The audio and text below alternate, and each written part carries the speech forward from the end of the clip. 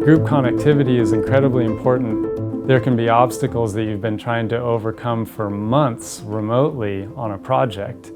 And as soon as you meet face-to-face with people, they become resolved. The problems evaporate. So I'm pivoting by doing science at a social distance. In the face of coronavirus, researchers are adapting the means of how they connect within the science community to continue their goal of understanding climate change. Scientists from across the world had previously planned to meet in person in Russia at the NSF-funded workshop, Navigating the New Arctic. With new travel restrictions in place, however, Civil and Environmental Engineering Associate Professor Valeriy Ivanov and postdoc Tyeen Taylor are working to shift the workshop to an online format.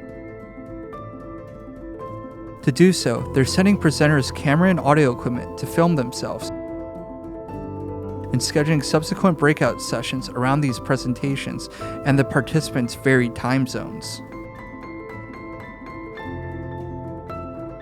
Scientists are personally dedicated to their work and personally invested in it. Often it's not just a job that we do and that we're happy to have free time away from. Most scientists feel that they're making a contribution to society and to something beyond humanity, to the world as a whole. And that needs to continue, virus or no virus.